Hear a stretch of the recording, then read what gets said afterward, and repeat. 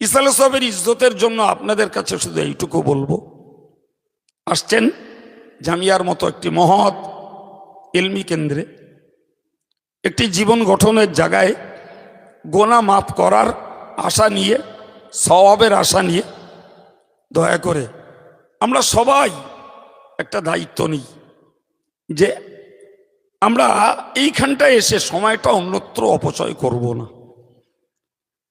সময়টা অন্যত্র অপচয় করব না। থাকবো মজলিসে, থাকবো, যদি থাকবার মতন পরিস্থিতি না থাকে বার হব সোজা ঘরমুখ। দোকান পাশারিতে ভিড় জমিয়ে আমরা ইসলাম সাহেবের ইজ্জতটাকে নষ্ট করব না। এই মানসিকতা যদি আমার যত ভাই আসে সবার মধ্যে থাকে, তাহলে আমাদের ব্যবস্থাপনা সার্থক হবে এবং ইসলাম সব সুন্দর হয়ে উঠবে ইনশাআল্লাহ। আল্লাহ কবুল করুন।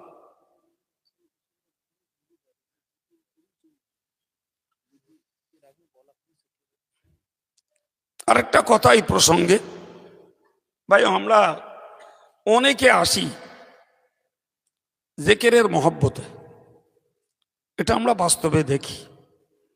আমি আপনাদের অনুরোধ করব, কিছু মানুষ আছেন না আমাদের সমস্ত অনুষ্ঠানে আসে, আল্লাহু আকবার, তাদের অলসতা নেই, তাদের সময়ের ক্ষয়ক্ষতি ভাবে না, আসলেই কিছু পয়সা দেয় তাও তারা তঞ্চু কথা মনে করে না।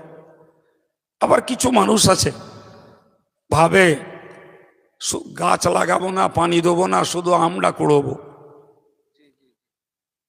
চল যাই জিকিরের মজলিসে, যে একটা মনোরম মন ভরা মানে অনুভূতি নিয়ে ফিরে আসব। অনুরোধ করব জামিয়ার মাঠে একটা রাত কাটাবার চেষ্টা করুন। সমস্যা চিরকাল ছিল, আজও আছে, আগামীতেও থাকবে। বিশেষ করে যারা গ্রাম্য ইমাম আছেন, গ্রুপ লিডার আছেন, তাদেরকে অনুরোধ করব মানুষের মানসিকতাটা তৈরি করুন যে একটা রাত জামিয়ায় যদি কাটাই, এর একটা মূল্যবান পুরস্কার রয়েছে।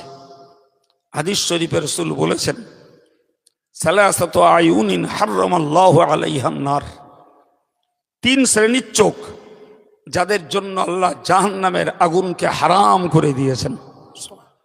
নাম্বার 1, আইনুন বাকাত মিন খাশিয়াতিল্লাহ, যে চোখ আল্লাহর ভয়ে কাঁদে।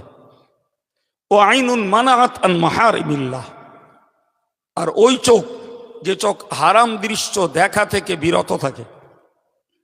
নাম্বার 3, ও আইনুন সাহিরাত ফি সাবিলিল্লাহ, ওই চোখ যে লোক আল্লাহর রাস্তায় রাত জাগে।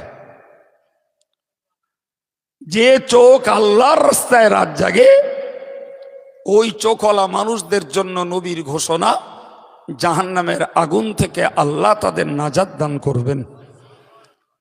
কত লোক কনসার্টে রাত জাগছে, কত লোক পলিটিক্স করতে যেয়ে রাত জাগছে, কত লোক সম্পদ পাহারা দিতে যেয়ে রাত জাগছে। কি গো, জাগে না? জাগে না একদম।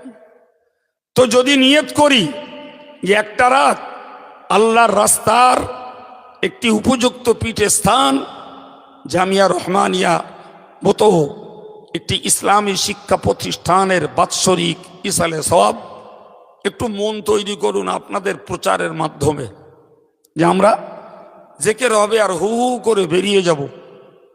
এইটা থেকে একটু বাঁচতে চেষ্টা করি, একটু বাঁচতে চেষ্টা করি। বিশেষ করে আমি এই কথাটা বলি, আমাদের পাশে আশের গ্রামের ভাই যারা, এরা কাছের মানুষ, হয়তো খুব দূর থেকে এসছেন, তারা যেতে পারে। হাওড়া জেলা থেকে এসছে, হুগলি থেকে এসছে, কি বাঁকুড়া থেকে এসছে, মুর্শিদাবাদ থেকে এসছে, মেদিনীপুর থেকে এসছে, নদিয়া থেকে এসছে, দক্ষিণ 24 পরগনা থেকে এসছে। এরকম মানুষদের যাওয়ার স্বাভাবিক জরুরত হতে পারে। আমরা কাছের মানুষ, এই মানসিকতাটা আপনারাও তৈরি করুন আর একটু প্রচার রাখুন, তাহলে দেখবেন ইসলাম সাহেবের পরিবেশটা আপনাদের সকলের চেষ্টা আর প্রচারে আরো সুন্দর হবে ইনশাআল্লাহ।